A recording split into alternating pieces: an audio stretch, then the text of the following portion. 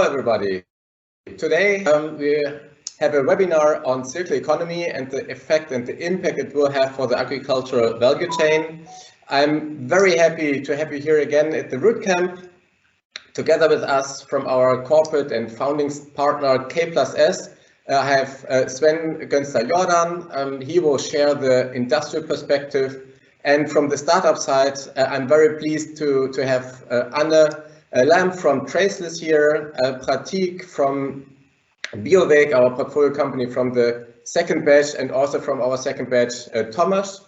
I would like just briefly to start again what Rootcamp is actually doing, what we are up to, and we'll share a couple of slides. So Rootcamp's aim is to disrupt the agri-food value chain.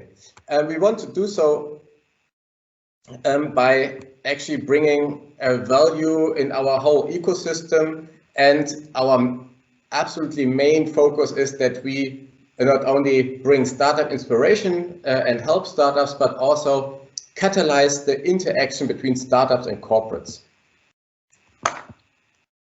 Our focus is the upstream area of the agri-food value chain, everything that's involved in keeping soils healthy, bringing new plants on the market, delivering it, doing the whole business part about it, new processes, new processing activities, and also we focus on sustainability, so everything that is looking for food and ingredients, bioeconomy, today's topic also circular economy, and last but not least, carbon positiveness. So we had last summer a webinar on carbon farming. This is just a small glimpse on our ecosystem. We are in Hanover. We are looking for the agriculture value chain. In our second location in Leipzig, we are looking more on the topics of energy, smart infrastructure, and also digital health. And in the end, the whole Rootcamp environment, or the SpinLab family, is being driven by industry revenues. So we offer the industry the inspiration of the startups, and the startups the scalability of our industrial partners, and with that we closely bring them together into hopefully a viable commercial cooperation. What do we offer at Rootcamp for products? First of all, the startup acceleration. We maintain twice a year a 3-month-long acceleration program for startups. We bring them through all topics, through all the craftsmanship of what a startup needs to come from the first steps towards the closer towards the investor readiness. And a second part of this acceleration program, we try to bring the startups and the corporates together and really looking for solutions, new solutions and points of interaction in a roughly 9-month-long pilot project. The acceleration program is being funded by us, and also we provide a budget for the conduction of the pilot project. For more established companies, established technologies, we have a shorter ramp-up phase, since the match between the industry and the startup is a little bit clearer, but also that we try to bring as many products, as many solutions as we can into the corporate environment, and maintain a match between the startup and the corporate. And on the third thing is we look for entrepreneurship, so our corporate partners can send their innovative thinking employees towards us, and we help them to on their way to the MVP. In the end, what we are delivering is we deliver information so our partners can decide. The startups can decide because they know the corporates better, and the corporates can decide if they want to go further into the topic, into the market segment, or go into joint ventures in different technology areas, or proceed further with the startup products. We maintain right now a portfolio of 13 startups that have conducted the acceleration program. As you can see, they are widely spread. We focus very much on digital solutions, but also on novel farming, ag inputs, and as we have today, new materials and biomaterials. So the whole bioeconomy part. The Rootcamp is mainly driven by me as a managing director and Gaia as a program manager. By that, I'd like to now hand over to Sven, and he will share the perspective of the corporate partner K+S. Sven, would you like to take over? Yes, yeah. Thank you very much, Philip, for the introductory words. I try to share my presentation. One moment. So I hope you can see it. Yeah, perfect. Yeah. Great. Yeah, right. Yeah, thanks again, Philip. So, well, yeah, my name is Sven Gönster-Jordan, and I also would like to welcome all of you. It's a pleasure for me that you provide me the opportunity to join this webinar and to talk a bit about circular economy in the agri-food sector. And I directly would like to start. I mean, actually, the current practice is a linear economy that operates on a model of take, use, and dispose materials, or better to say, resources. And this results in a huge input stream of materials and sources and a large output stream of resources for disposal and incineration in our economy. And this kind of doing economy has, of course, consequences. I mean, the material use, especially on global scale, is very large. I mean, we need about 80 billion tons of materials that comprise metals, fossil fuels, biomass, and non-metallic minerals. And in 2011, and this is expected to even more than double until 2060. On the other hand, we have a huge output in form of waste. We generate a lot of waste. This is about 2 billion of tons in 2016. It is expected to increase by 75% under 2050. And it's interesting to note that almost half of that is organic waste. And also it is interesting to see what happened to this waste. I mean, about 1/5 of these resources undergoes materials recovery through recycling and composting, and 11% is treated through modern incineration, and the rest is either deposited somewhere or used for landfills. And yeah, in view of this waste of resources, it is quite clear that the EU has set itself an ambitious goal that try to transform our linear resource consuming economy towards a more circular approach. This means that we reduce the input and output of resources and try to reuse, recycle, and repair these materials within our economy. And yeah, what this means for the agri-food sector. The actual situation or the current challenge is that in our linear economy, we have this carbon and nutrients we need on farms for the animal and, or better to say, for the livestock and crop husbandry. And the outputs of these productions on the farm are either directly consumed or used by consumers after the food processing. And at the end of the chain, we produce waste.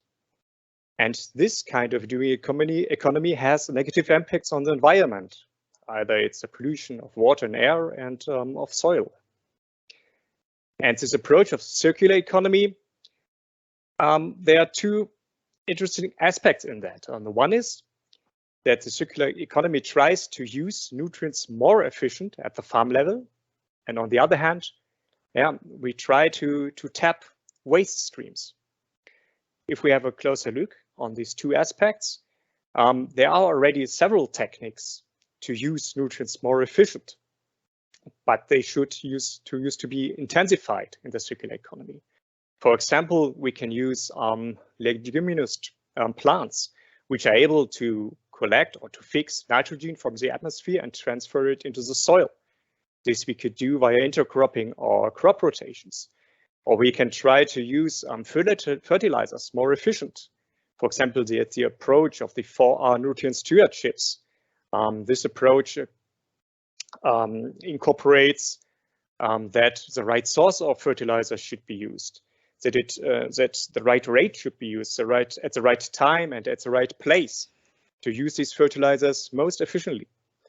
And of course, in a circular economy, we should to protect our topsoil, because if we do not that, and then we will have soil erosion and a lot of nutrients, valuable nutrients will be lost. Here we can apply techniques like conservation tillage, or we can use cover crops. And of course, we can try to reduce losses of nutrients from livestock. For example, if we try to adapt the animal feeding. And well, this is one aspect, to use nutrients more efficient at the farm level. The other is to tap the waste stream. And here we can see that waste derives from the production on the farm in form of manure, for example, or on the other hand, that waste is produced by consumers in form of food waste. And these organic materials contain valuable carbon and nutrients. And there are several options to use this kind of carbon and nutrients. For example, we can compost these organic materials. This means we reduce the mass of these organic materials, we increase the concentration of nutrients, and we stabilize carbon. And this compost then we can transfer again to the fields where we can use these nutrients for growing again our products. The other option would be, for example, the Prateek carbonization. This means that we use these organic materials to produce biochar. And this biochar is also a way of stabilized carbon we can distribute in our fields, and there the biochar has some positive effects. For example, reduce the losses of nitrogen. So you see there are different aspects where we have several options within the circular economy. I have talked on the last slide on renewable sources, but as I've mentioned before, there are also the option of circles of non-renewable resources. And here I just would like to provide a brief example. In the agri-food sector, recycling and reuse approaches are already common. For example, 86% of the IBC containers and 68% of the agricultural films, such as silage films or mulching films, are recycled and reused. But in terms of cords, plastic cords and big bags, 100% are incinerated. And well, the question raised, is there a shift possible to biological cycles? Because here still we have a loss of materials, of resources. And it's just a collection of some numbers, which is quite interesting. For example, we use 1.7 million tons of plastic in the agri-food sector in the EU, which accounts for about 4% of the total EU plastic use. And then the question raised, is it possible to fully replace this fossil fuel-based plastic by bioplastic? And this means by bio-based and biodegradable plastic. And the Heinrich Böll Stiftung, BUND, they published the Plastic Atlas in 2019, where they state that for 1 ton of bioplastic, here the example PLA, polylactic acid, 0.37 hectare per ton are used. If we refer that number to the total amount in the agri-food sector, we result in an area which is needed to produce bioplastic of 640,000 hectares, which accounts for 0.6% of the total arable land in the EU. I mean, this is definitely a high number, and it's just 4% of the total EU plastic use. And I mean, then questions raised like, well, okay, of course we can do that. We can use the land for the production of bioplastic, but there's a goal conflict. I mean, we also want to use this land for the production of biomass, for example, for anaerobic digesters. Or we want to use the land for the production of ethanol or biomass to produce ethanol for our gasoline. Or, of course, there's a good goal to use this land for the production of food for the human beings. So there are goal conflicts, and it's a question which should be discussed among the society, how we use our land and the produced biomass at the best. So finally, I just want to summarize 3 thoughts. So the agri-food industry has to focus more on services to increase carbon nutrient use efficiency. The agri-food industry requires know-how either through R&D or partnerships to tap the waste stream. And definitely it needs support from regulatory side to tap the waste stream, as it was already done in form of the EU fertilizing products regulation, who defines standards for acceptable nutrient contents and defines levels of contaminants and aims at achieving the free trade of fertilizers based on plant and animal mass. Okay, so that's from my side, and thank you very much for your attention. Many thanks, Sven. Yeah, very interesting to see the meta perspective of the different circles in the agriculture value chain. I'm happy now to hand over to Anna. First thing, it's all about wording. So we heard a couple of times we have waste streams. I know you're not using waste streams by definition, but just let us know what Traceless is about, what we're aiming for. Yes, thank you very much. Thanks also for the invitation to this webinar. I'm Anna. I'm the CEO and co-founder of Traceless, and we are a startup based in Hamburg, a bioeconomy startup, and we have developed a novel material that is holistically sustainable. And our mission is to make an impact with that on the plastic pollution. So, yeah, you all know this problem. 40% of the global plastic waste ends up in the environment. And yeah, many of these things you see here were used only a very, very short period, 30 minutes, for example, for this food packaging. And after the use, it ends up in nature, often, so 40%. Because it's made of plastic, it stays there for hundreds of years and polluting land and ocean, because plastics are just not designed for nature. And we have asked ourselves, how can we really stop this? And the answer, we just saw it in the previous presentation, that there is a technical and the biological cycle. And the answer for these applications that easily end up in nature is, let's have a look at the oldest production system on Earth, nature. Nature also produces a lot of things that are used only a short period of time. For example, disposable nut packaging. And it's only used for a short time and then thrown away. But it's, instead of becoming waste, it becomes nutrient for new nut trees to grow. What if we had a material that could exactly do that? That is what we asked ourselves. And you might now think there is already something like that. It's called bioplastic, right? But what is it actually? So here's a common chart showing the conventional bioplastics. Conventional bioplastics are non-degradable or degradable, fossil-based and bio-based. So this is how you usually display them. The challenge is that bio-based often means that you use, we just heard it, that you use food as a source. And on the other hand side, degradable often means that it's only degradable in industrial composting plants. So that's what we said we need to do differently, because we need to use first the residues from our food production. So we call it the second generation biomass to produce bio-based materials. And on the other hand side, to really have an impact on the plastic pollution, we need materials that not only degrade in industrial composting plants, because we won't reach these 60 degrees in nature, hopefully, even due to climate change. But we need materials that actually compost in nature, because if you remember the number, 40% of all plastic waste ends up in the environment. It doesn't help if it's composed of, for example, synthetical biopolymers like PLA, which doesn't really degrade there.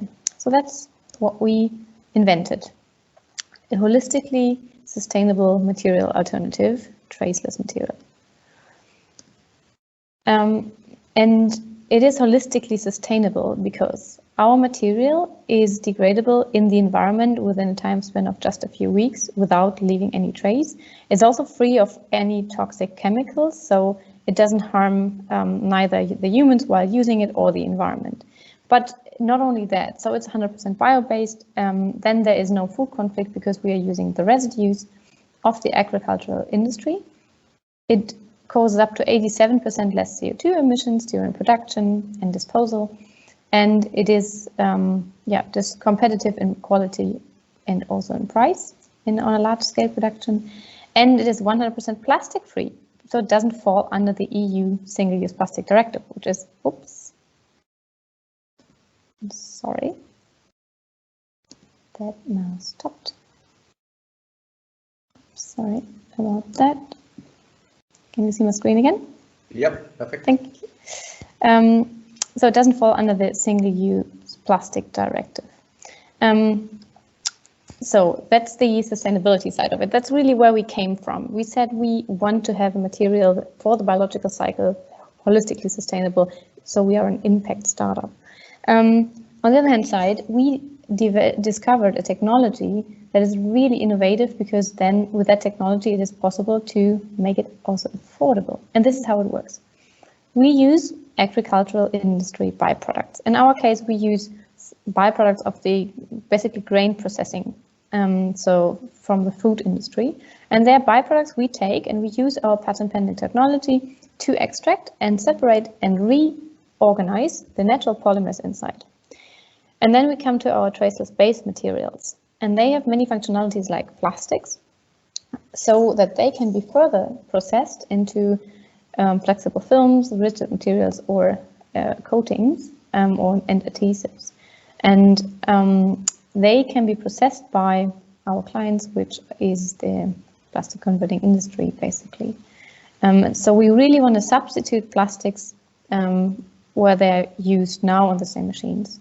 And these products made from traceless, like, for example, packaging, they then can be used by the consumer and disposed either by composting or by incineration. In both ways, the biological cycle will be closed again. So these materials made from traceless can be used in many different applications, especially in those that easily end up in the environment or that currently are not recyclable because they will never see the sorting system. Like many packaging applications, single-use items, which are also currently being banned by the EU, or also coatings and adhesive solutions. Currently, we are working with first customers to develop market pilots and products, and we have built a first pilot plant.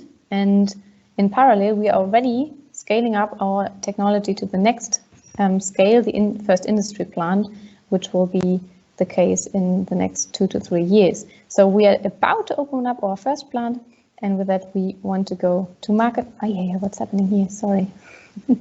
With that we want to go to market in first applications this year. In general, our aim is very ambitious. So we want to have the highest possible impact on the plastic pollution. That's our aim. So what do we need to do? We need to scale up fast, because only if you produce in large scale, you can really have an impact on the plastic pollution. So that's why we also, why we have a high speed in the scale up. And our goal is to have produced 1 million tons of traceless materials in 2030, because then, according to our life cycle assessment, we will have substituted 1 million tons of plastics that potentially ends up in the environment. But not only that, as I said, traceless is really holistically sustainable in all impact indicators. We will also have saved a lot of energy, CO2 emissions, water and land demand. Yes, so last but not least, this, if my computer lets me, this is our team. We are founded in 2020 September, and we are already a team of over 20 people working every day to make this reality, with a high focus on the one hand side, scale up of this biorefinery process. And on the other hand side, we have a lot of people working on the application side of the material to help our clients bring that on their machines and then finally into market. So last but not least, we invite everyone to be part of the solution, not part of the pollution. So if you want to join us, just reach out to us via social media or mail. Thank you very much. Perfect. Many thanks, Anna.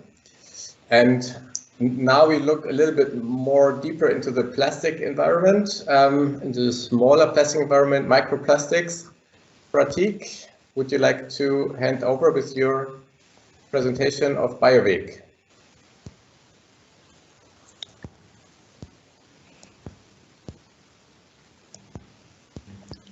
So thank you, Philip, for the invitation. And I think I don't have to add up what Anna said. I think there's a lot of plastic in the whole ecosystem.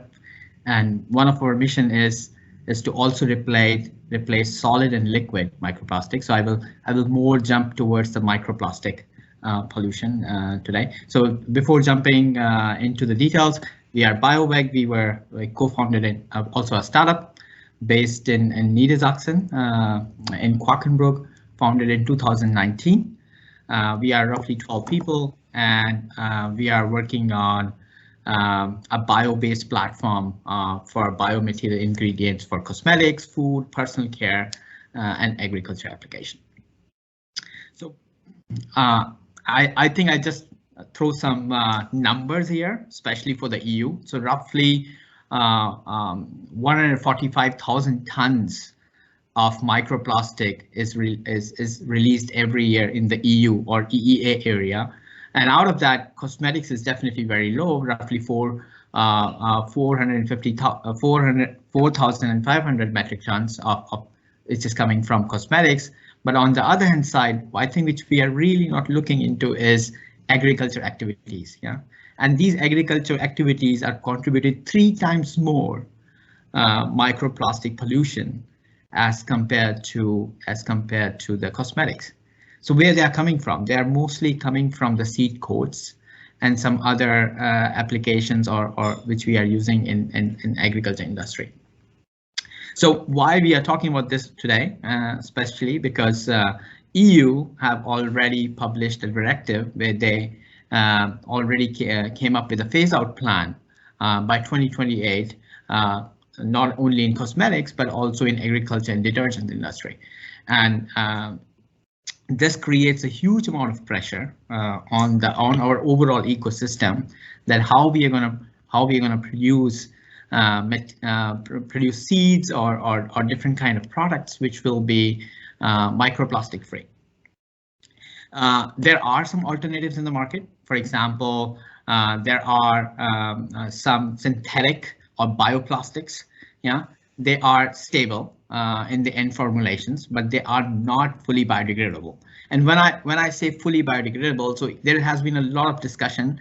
I was part of one of the EU biodegradability definition committee, and there is a lot of discussion on what we mean by biodegradability. So biodegradability is not that you artificially induce biodegradability. I think Anna very nicely explained that naturally biodegrade within 60 days is something what EU is trying to push. Yeah, so you can only label your product biodegradable in terms of marketing if it's naturally biodegradable within 60 days.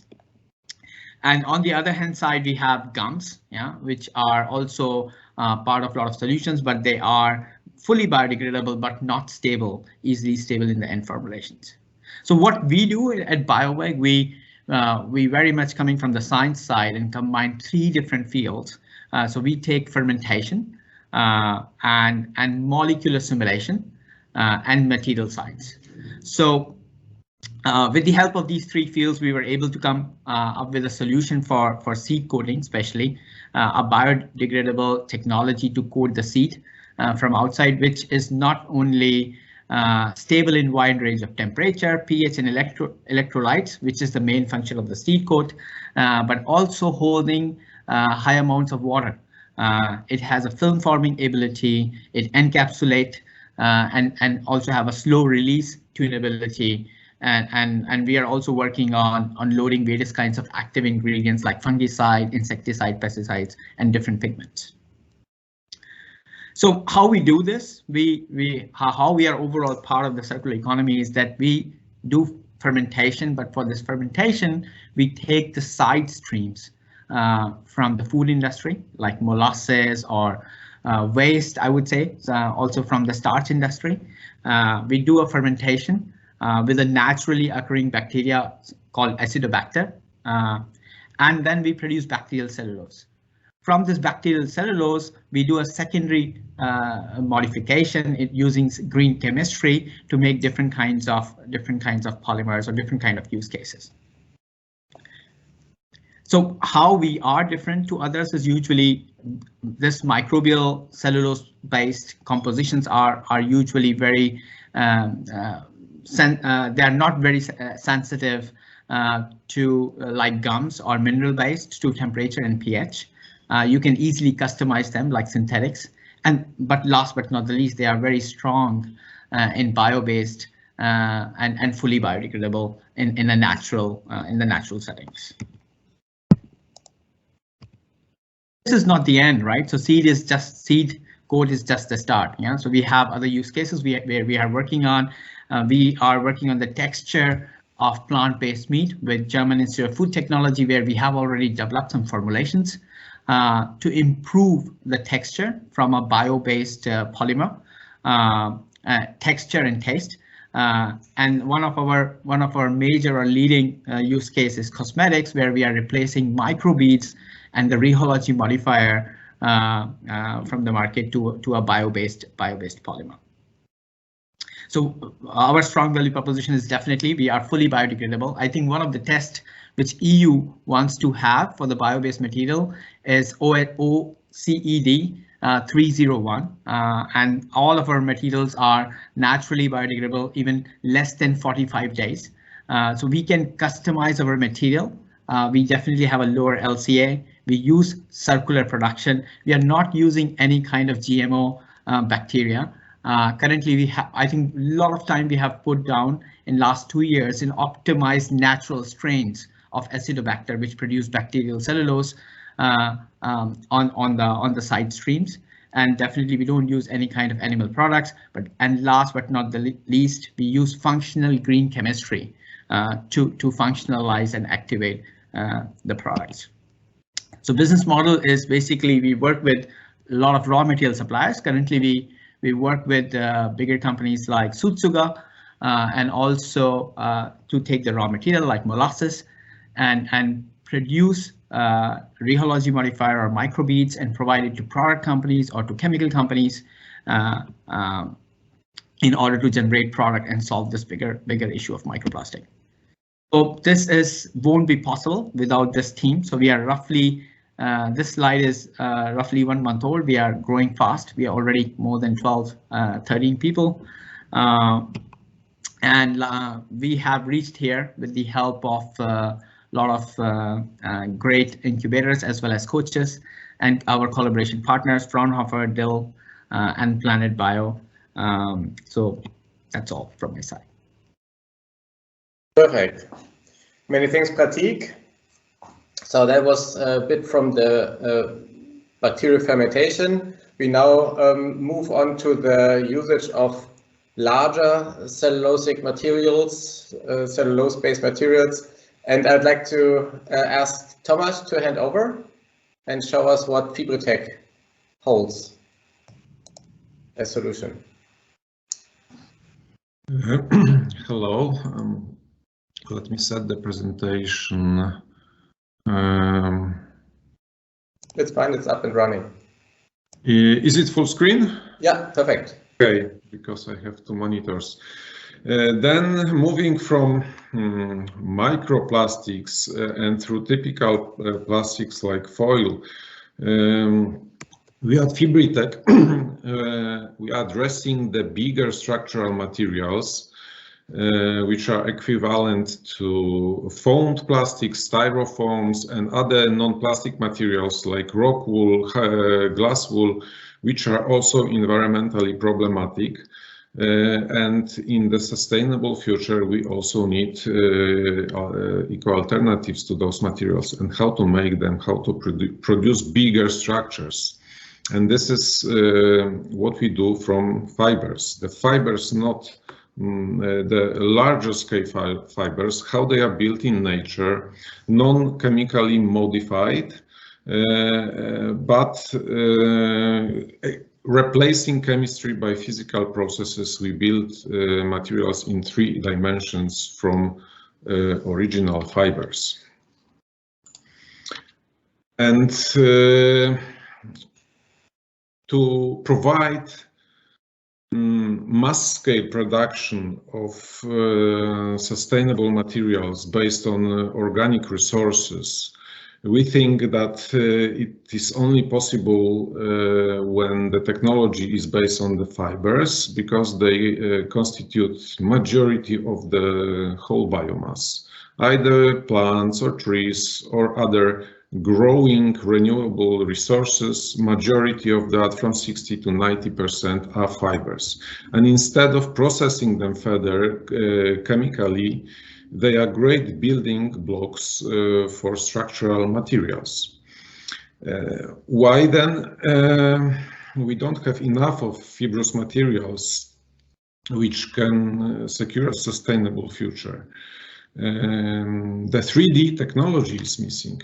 People from hundreds of years have been building materials from fibers, but they are flat, like papers or textiles, and not much change in the 3rd dimension. And that's why we focused on a missing technology to build materials in a versatile way in any 3 dimensions, not only walls, but also across the cross-section of the materials. So we invented this technology to control all the bonding and forming in the whole 3D space from original fibers. And for the first time, we can control not only thickness, but also variety of 3D shapes, external shapes, scalable dimensions, and also internal density of the material built from fibers. Moreover, such 3D spatial approach helps in utilization of old type of fibers. Also fibers which has worse quality to be useful in paper and textile industry. And we can accommodate in 3-dimensional structures also for waste fibers.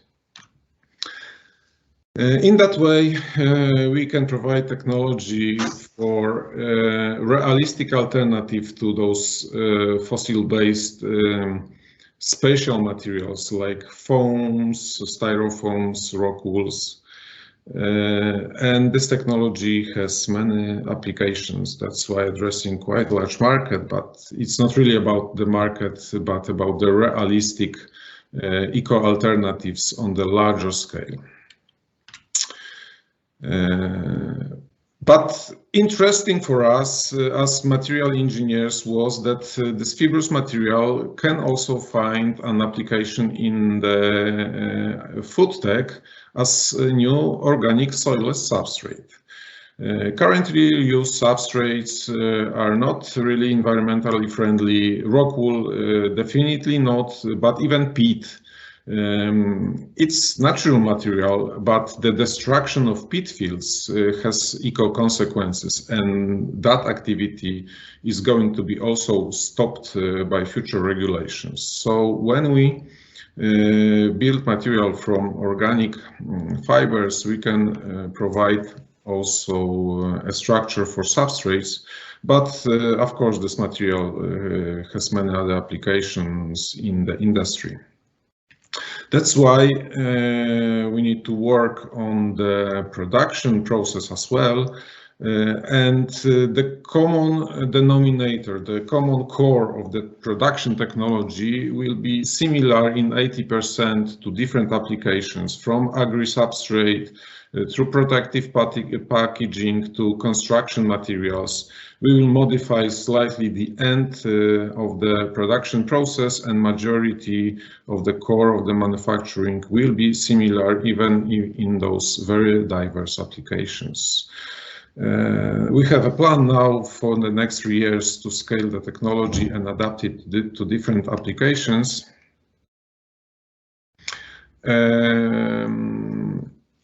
But what brought us together with Rootcamp is this first eco-soilless substrate for vertical farming and microgreens. We tested in hydroponic cultivations as well as agri seedlings. The fiber structure is clean and can replace the peat first directly in the applications when the clean and solid structure is useful, like in restaurants and homes. But this material, another use case, is also great for precision farming and adaptation of shapes and qualities of seedlings for future growing in any other place, also in open field. It can mix very well with the ground. To make all that story in the food chain possible, we now start cooperation with producers of different bio-additives and nutrients to combine the fiber structures with proper bio-additives to adapt them to different cultivation methods and requirements of the plants. Besides the agri application, all of that is a new material platform for future biocomposites, when the major fibrous structure is enhanced further by small additions of biopolymers. So even if the amount of biopolymers in the nature is smaller than the amount of fibers, we can combine them in such a way that biocomposites will be built in proper proportions. Thank you very much. Thank you very much, Tomasz, for showing your 3D bonded cellulosic materials.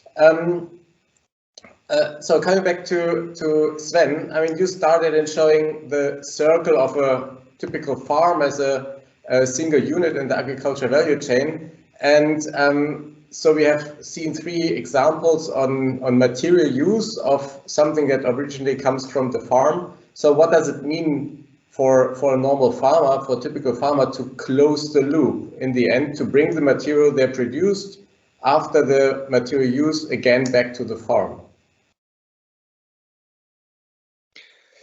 Yeah, what does it mean for a farmer? I mean, of course, it's a chance for him in view, or if now let's start in another way. I mean, the circular economy requires a reduction of external inputs. I mean, external mineral inputs, especially from point of view of a fertilizer provider, as I am. And this, of course, can lead to a reduction of yields. I mean, this is clear. The yield gap will increase as we do not could reduce the limitations in water and nutrients that much as we can do it with mineral fertilizer before. And the closing these loops is definitely a chance for the farmer. He is now able to have access to the carbon and nutrients in this waste stream. And of course, then he could use this nutrients in closed circles if such kind of nutrients is produced either on farm, or if the agri-tech industry is able to provide products which based on that. Turning to Anne, you are saying that your waste, or the way you close the circle is over producing organic fertilizer or to compost your materials. So actually, can you please elaborate a little bit on where do you start? So what for materials are we actually looking for? So they come from the industry side, and so how you link the circle back to actually the soil, to fertilizer, or to the after usage, maybe not especially landfill like Sven was saying, but how that nutrition level could be maintained still on the road back to the farm. Yeah, well, maybe two aspects on that. On the one hand side, if you look at the resources to build in general to build a biorefinery process, it's very tough to look at farmers themselves and to think about business models to collect residues from individual farmers. I would say nearly impossible if you don't have a lean system to collect that and to make it more efficient. I think in the first place we should use byproducts from big industries that are centralized and that have high availability, of course. That's the first thing, because only then you can make it affordable, and that's the challenge of each biorefinery. On the way to close the cycle, actually, of course, the biological cycle is ideally closed when it comes to compost or biodegradation, or even biogas production, so that you can get the residual energy out of that. But even if that doesn't work, because, for example, in terms of plastic substitutes, often the end of life is combustion, especially in Germany. It's also closing the loop, because if you look chemically in, for example, bioplastics, it's only organic matter that is, in our case, for example, very quickly degradable. So the nutritional value or the fertilizing value is anyhow low. So I think we should move away from the ideal view that that to close the biological cycle you need to put these materials in the end also on the compost to have an ideal close of the loop. But in general, the biological cycle functions also if you combust the material, because that's actually a fast compostization, right? So it's only the conversion into CO2 and water. So these two things are, I think, possible, especially if you have materials that are degraded from the microorganisms into almost completely 100% CO2 and water. Yeah, so thermal usage also a possibility. That doesn't really apply to your products, Prateek. You're on a little smaller scale, microplastic. So where do you see your actually the best application in the agricultural value chain? So what are the topics that you want to definitely change in input material? I mean, microplastics are something which it's not easy to catch, right? So not easy to control. And I think there will be, we definitely wanna make an impact, especially at the places where there is no system to trace what's going where. Yeah, especially that's why we jump into to solve the problem of the materials used in cosmetics as well as and the agriculture industry, seed coatings mostly. And I think pricing is one of the biggest issue going there, especially in the early stages where we are, and keeping in mind the regulation. There is a huge amount of pressure in the industry to really look for alternatives. And as a startup, we are definitely providing a solution, but to become a very cost competitive to plastic, it will take some time, right? So that's where we see that in the coming years. I think when the whole ecosystem is developed, we will be more cost competitive as compared to the other bioplastic solutions also present in the market.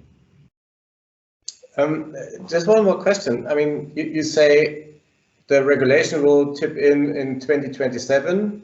Yeah. You say ecosystem needs to change. Cost competitiveness is a topic. On the other hand, we see a clear momentum of the customers to turn towards more sustainability and also a good circular economy.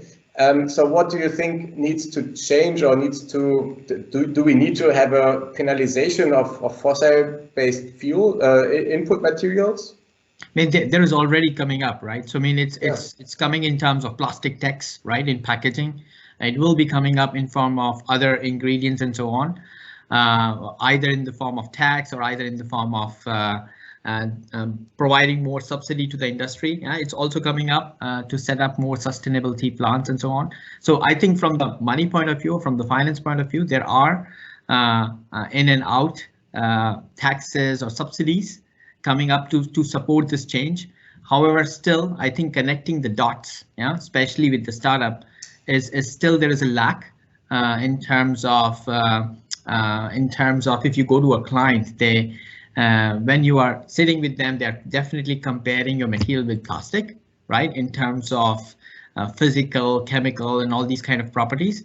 And then immediately when everything is fine, they immediately jump on the pricing, and there in the negotiations, the baseline starts with the pricing of the plastic, right? So this is something which I hope will improve over the time when the client will understand that we are bringing on top. It's not plastic. You are getting an on top sustainable material, and I think these are some of the loopholes which still needs to be improved. Yeah. Okay, so we are in an abstract information for the end customer. Anna, do you want to step in? Yes. So from my point of view, this will not change in the near future, because even the plastic tax, it's already implemented, but nobody knows, because who's paying this tax, which actually should be paid by the industry? The German government is paying it. So the lobby is too high to really transfer this tax, for example, to the plastic industry. So I personally wouldn't build a business model nowadays in bioeconomy on the fact that subsidies will come and taxes will come on glass and conventional plastics, for example. So I think the challenge is to bring the biorefinery costs down, and this is also a social factor, right? Because we cannot make sustainable products very expensive so that only the wealthy people can afford it. So it's really the challenge to bring the price of a bioeconomy down. So pricing is definitely overall a topic. Tomasz, from your perspective, is it also in your case a critical point? You aim to replace peat or rock wool. Do you see there any chances to actually compete on a price level? Definitely, the maintenance the baseline you need to maintain is that you deliver the same value with your product. But what do you see on the one side, you have your maybe a little bit more complex sourcing, more complex logistics systems. On the other hand, peat might become, as I said before, a penalization. So how do you position your products in this environment? Because we selected the strategy based on fibers already created by nature, our manufacturing process can be not so complex as it is nowadays in the oil-based materials. And fiber is a great material already synthesized by nature. It's a lot of work put by nature into that, so it's important not to destroy that. So we focus only on proper management of already built by nature fibers, bigger fibers. And from that perspective, I can see a chance that even if this is a new technology, before it's available broadly, it already has a good baseline for the competitive price to existing materials. The question is in the industrial scaling. If there is 2, 3, 4 factories, then we approach to the proper cost. Production in small quantities will always be expensive. So that's totally right by definition. Prateek, did you want to say something? No, yeah, I totally agree with Thomas. I mean, I think the production cost needs to go down, and that's exactly what I'm talking about. But I think whenever you go to a customer in terms of replacing to a plastic, they expect that you are coming up with the same pricing like plastic, right? So, which will happen in future to make it more cost competitive, but it's not there today. So that's one of a very big major problem. This is what I wanted to say, and I was saying before, yeah. Turning back to the industry, so the Rootcamp tries to enable, to catalyze the process, the collaborations between startups and corporates. With our funding, it's just a little bit all in the whole machinery. So the bigger funding, for example, like FibriTech and BIOWEG received by the EU were in the size of the millions. So we try at least to bring some budget to the processes that is being provided by K+S. But still, what do you see as a limiting factor? What is the perspective of the industry? Is it also for you just the price level, or what else could we do to get this to fill this initial gap of scalability? Yeah, I mean, price is of course one thing, but from the agri-tech perspective, it's of course interesting to the scalability of the products. No? So this means we can find solutions which would meet the needs and the challenges of farmers, for example. Yeah, but if we talk about companies who are quite active in this economic area, we need also to think that we can scale up, that we produce more in masses. So then we also can reduce the prices. No?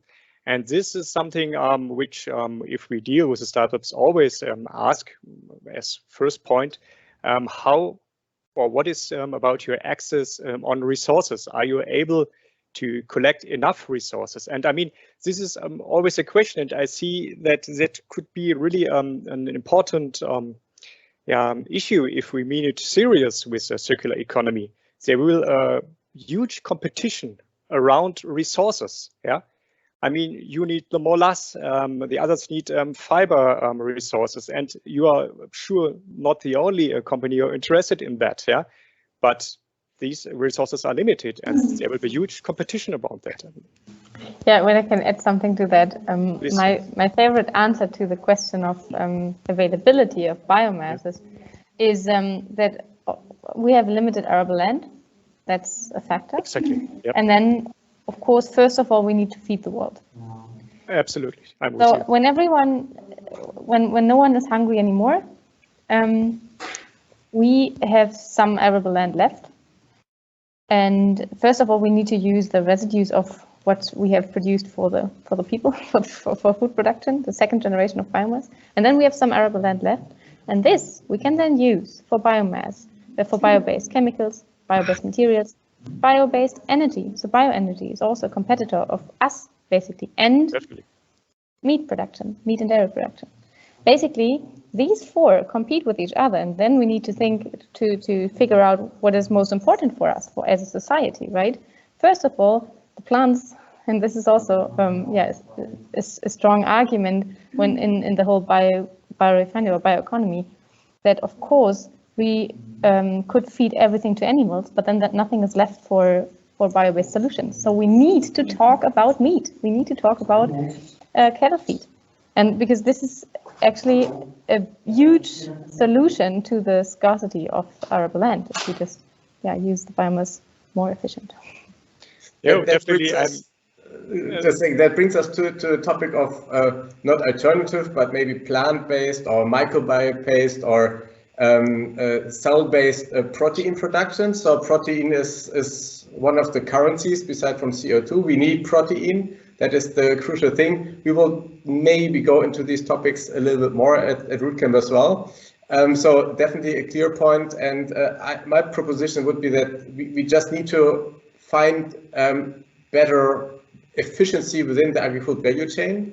So not just the big steps of growing crops, putting them into maybe a biogas facility and then having the methane and burn the methane, but still maintain little more steps and find a way of increasing the efficiency of having a smarter environment to use it, still maintaining a reasonable margin. But Sven, I didn't want to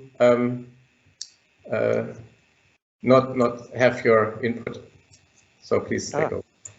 No, it was just I would like to add to Anna. You're absolutely right, and I mean you just have imagined that 2/3 of the arable land is used for food or for meat and dairy production. I mean, there are huge land resources which we could use in another way. But as you said, Philip, maybe this is a discussion for another webinar. Yeah. I mean, I just want to add, there is a huge, like if you look at the overall trend, right? So going in consumption to more towards the plant-based meat or having that there is an estimation that the whole meat industry will not grow technically. So there is a huge side streams or biomass also going for the animal industry, and it has been many analysts say that it will go to the biomass which you are using to feed the meat industry or animals will move towards a new sustainable circular material economy, right? But I still think that it's a very less amount as compared to the amount of if you want to replace plastic or if you want to bring a new circular economy. I think you still need other sources, probably cell-based or biomass generated with the help of fermentation, which I hope will solve the gap. Yeah.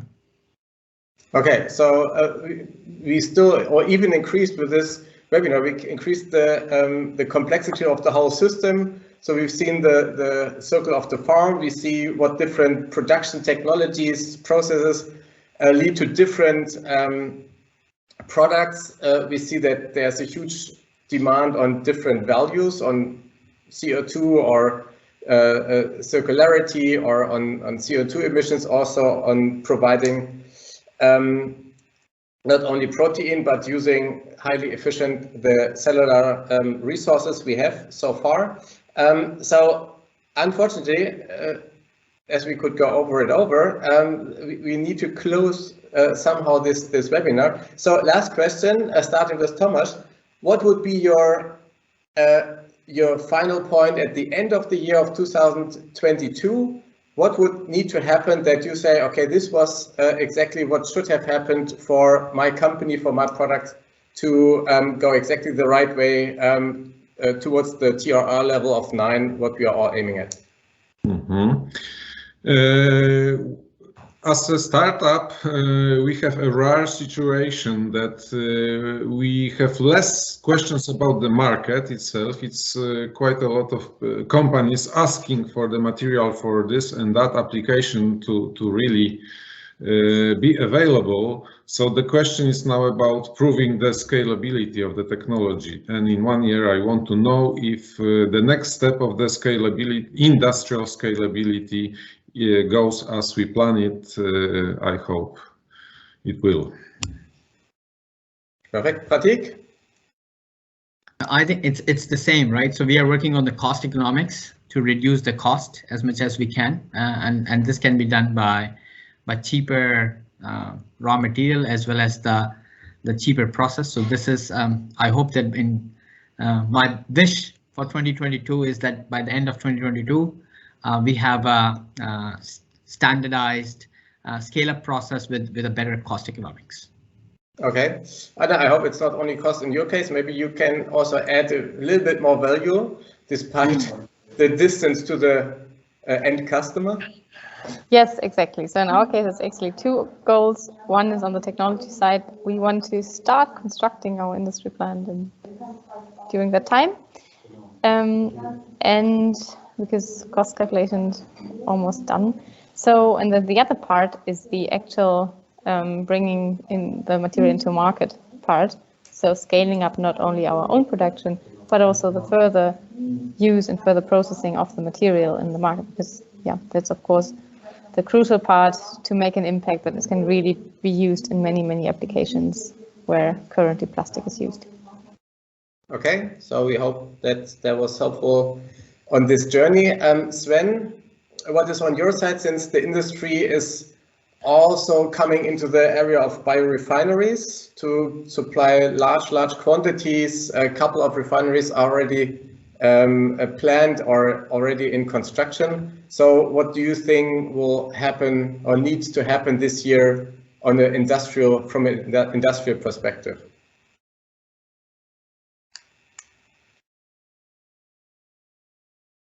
You're muted, though. You're right. Yeah, sorry. Yeah, from the perspective of the fertilizer provider industry, it is yeah, a step forward with the introduction of the EU fertilizers regulation, and this will yeah, allow the industry to tap also the waste stream. And let's see what will happen if yeah, products will appear which are based on organic materials, or even in combination with organic mineral yeah, components. Okay, that was actually the webinar on circular economy in the agricultural value chain. We have another webinar coming up focusing on the microbiome, what is actually behind all the buzz that's about microbiome being done right now. We also have a demo day where we see at least Tomasz and Prateek again as a finalized, the final of our current acceleration batch. All the startups that are looking if the Rootcamp might be the right accelerator, they should apply for. We also have on the 2nd of February an Ask Me Anything session, so please check on Eventbrite to have it. Otherwise, I would love to see you all at Rootcamp, mask free and after the pandemic situation. And the last thing, I really thank you for the discussion, for your presentations, and hope to see you soon. Many thanks. Thank you. Thank you. Bye. Bye-bye. Bye.